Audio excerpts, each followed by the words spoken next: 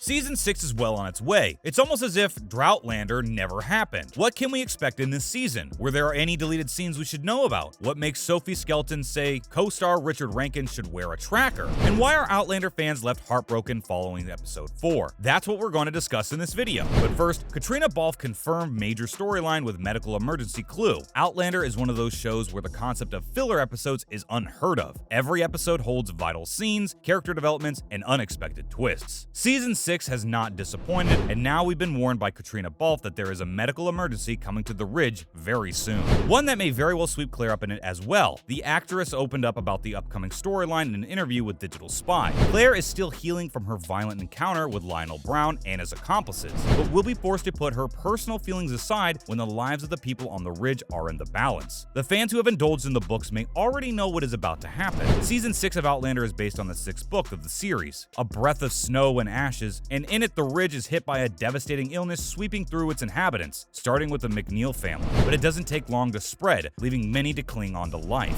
Claire does what she can with the limited resources she has at hand, and Roger finds himself bearing the ones that succumb to the illness. And then Claire suddenly falls ill too, and very nearly dies herself. So if they decided to stay true to the books and believe Balfe's confirmation, we'll have some nail-biting moments ahead of us. Next up, all possible Outlander spin-offs. It is said there has been talks about a spin-off for years, but so far we've got nothing to show for it. Let's take a look at a few of the most promising possible spin-offs, why don't we? First and most obvious, we have The Adventures of Lord John Grey and the 6 novellas and 3 novels to his name. Surely the creators of Outlander would have a field day with them. Not to mention his popularity, there aren't a lot of people who would object to getting to know Grey on a more personal level. A storyline that may not exactly be popular, but would offer oceans of possibilities, is the story of Black Jack Randall. Despite everything, it would be insanely interesting to see where he came from and how he became the vile villain we all despise. And let's be honest, Tobias Menzies portrayed Randall so perfectly, it would almost be a crime not to give him a spin-off all for himself. Another person we could use more history on is Galis Duncan. There's more than enough in her eventful life to turn into a very interesting show, but the most promising prospect is probably a prequel to Outlander, which would focus on Jamie's parents, Ellen Mackenzie and Brian Fraser. Diana Gabaldon has already confirmed she's working on the books, and according to Variety, work for the spin-off has already started. However, without any official statement, maybe it's best not to hold our breath just yet. And now, John Bell on kiss between young Ian and Malva that was cut from the series. Most of the Frasers have been a little suspicious of the Christies, and fans have been very vocal about their feelings on Malva Christie in particular, despite, or because of, her charismatic and enchanting nature. A lot of fans are convinced there's just something not quite right with the girl, but young Ian has shared a few touching moments with Malva, and it's plain he has taken a liking to the new girl. Actor John Bell, who plays young Ian, is not surprised about this at all, though he isn't convinced he trusts the Christies either. In an interview, he admitted that he had also instantly been charmed by co-star Jessica Reynolds. Bell recalls the day they shot the scene in the Reeds, and how he and Reynolds have been best friends ever since. During filming, they found out they had a great chemistry together that they could channel into their on-screen relationship. And in one of the takes, while they were just joking around, they decided to go completely off script and kissed. Bell said it was simply too romantic, with the sun coming down and the art department throwing bits of cotton and flowers into the wind. Sadly, that particular take never made it into the show. Maybe the creators didn't want to give too much away about what the future holds for the two. Hang on, the video isn't over yet. We still have to tell you why Sophie Skelton believes it would be for the best if they put a tracker on her co-star Richard Rankin. We're also about to dive deep into why Outlander fans are left heartbroken after episode 4. Let's do it. So let's start why Sophie Skelton want to put a tracker on co-star Richard Rankin. Sophie Skelton and Richard Rankin opened up about what it's like for them on set in an interview with E! News. And when asking what was the most challenging part about working together with Rankin, Skelton said that Rankin has the tendency to wander off when it's time to film. Skelton said that she and Katrina Balfe often joke about how they're almost the babysitters of Sam Heughan and Richard Rankin, which is what prompted the actress into realizing she should get Rankin a tracker, like the ones you put on your luggage, so she always knows where he is, because apparently mobile phones make no impression on the wayward Rankin either. You think you could have a mobile phone that you could call, but Richard likes to be like, oh, it's Sophie, ignore. The happy banter makes clear that the two are good friends in real life, who even share the same approach when it comes to acting, an approach on which they got called on by executive producer Matthew B. Roberts, who took his chance to ask the two a question of his own through the interview that was built on questions taken from Twitter. Do you like to rehearse or just quick walk through and see what happens? He asked. Rankin immediately recognized the trap, but Skelton endeavored to explain they're just very instinctual actors.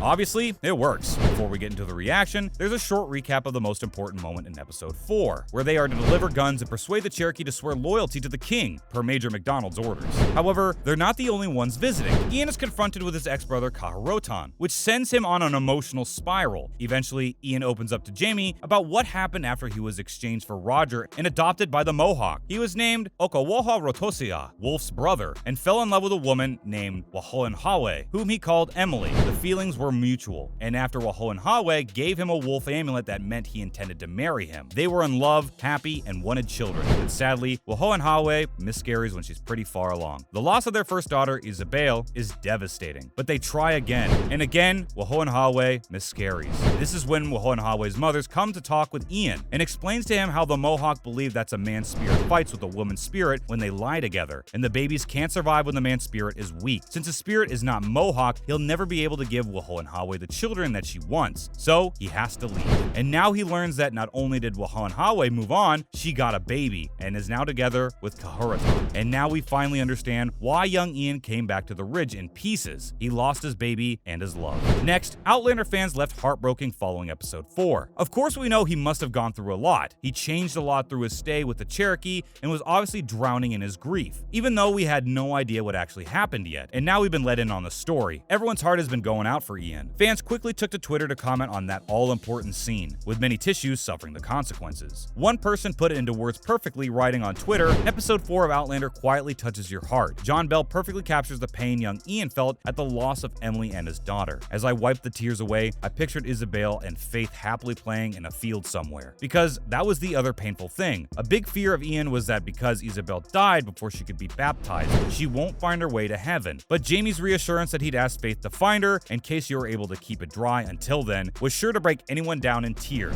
Of course, the scene wouldn't have nearly been as heavy had it not been for the phenomenal acting of John Bell. He carried the whole episode on young Ian's burdened shoulders, and fans were sure to make this very clear as well. We couldn't be more proud of our young Ian. That was it for this video. Who do you think would be the best character for a spin-off? And to be honest, did you cry as hard as we did during that heart-wrenching scene where Ian finally opened up about why he's been broken? Let us know in the comments. Thanks for watching!